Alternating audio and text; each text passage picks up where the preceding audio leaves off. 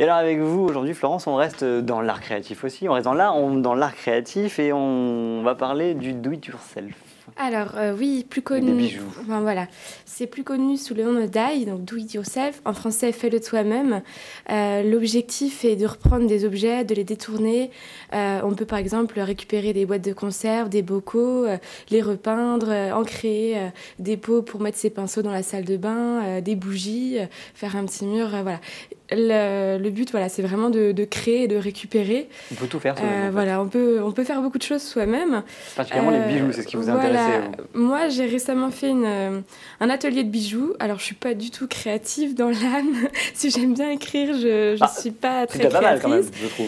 Donc, j'ai fait un atelier de création de bijoux chez Perles et Passions, donc à Brest. C'est un magasin situé près des Halles Saint-Louis. J'ai été accueillie par Christine, qui nous a, avec d'autres blogueuses, voilà, montré un petit peu comment on pouvait créer un sautoir ou des paires de boucles d'oreilles. Et il s'est avéré que c'est assez simple. Voilà, finalement, c'est assez simple. Avec 3 pinces, quelques perles, un bout de fil et puis des petites perles qu'on écrase pour pouvoir caler les perles. Voilà, en quelques minutes, on a pu créer un collier, des boucles d'oreilles.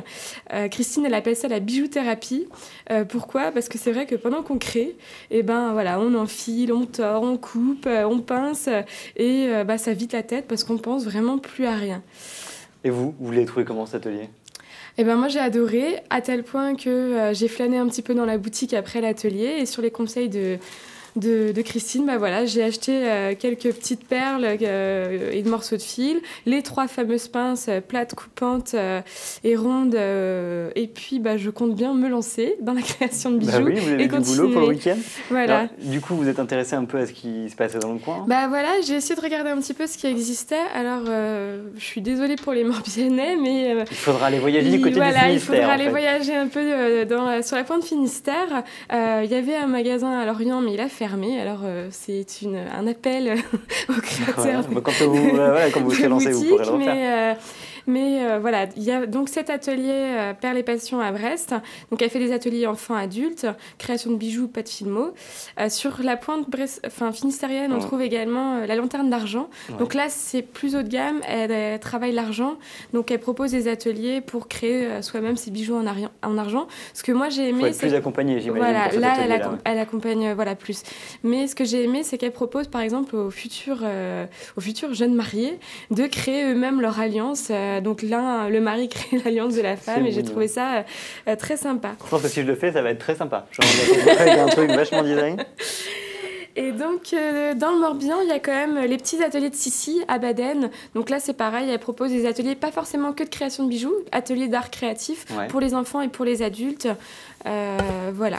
Et après, pour les plus passionnés, on va dire que sur Internet, on trouve beaucoup de choses. Donc, on a aussi des blogueuses créatives. Il faut quand même s'équiper du coup avant. Voilà, il faut quand même s'équiper un petit peu. Et en blogueuse plus orientée bijoux, il y a une Quimpéroise qui s'appelle Caro Delz. Moi, j'adore ses créations. Elle a fait dernièrement un collier, voilà, la bague pissenlit, que je trouve très sympa. Mais la pince à linge n'a rien à voir dans l'œuvre, en fait. Pardon ? La pince à linge n'a rien à voir dans l'œuvre. Ah non, c'est juste pour exposer le bijou. Et donc, pour les aficionados de Disney, elle a créé le bijou du socle avec la rose de La Belle et la Bête, voilà, que je trouve assez sympa. Et vous avez aussi donc l'effet créative, voilà, qui propose également des petites aides, des accompagnements dans la création de bijoux. Alors, vos conseils ? Moi, je n'ai qu'un conseil, c'est très simple. Alors, il faut se lancer, voilà, des 3 pinces, quelques perles, un peu de fil. Et je trouve ça sympa de pouvoir créer ses propres bijoux, d'adapter. Voilà, moi, je voulais un sautoir avec le thème marin, donc j'ai acheté un voilier, une encre marine pour créer mon sautoir. Et puis, je me dis que si un jour je m'améliore un petit peu, je pourrais carrément offrir à mes amis à des occasions des bijoux créés par moi. C'est toujours agréable de dire, c'est moi qui l'ai fait. Et puis, vous me disiez qu'en plus, même pour vous, ça coûte moins cher que des ça coûte moins cher. Là, je vois entre les 3 pinces, les perles, de quoi créer 2 sautoirs. J'en ai eu pour 28 €.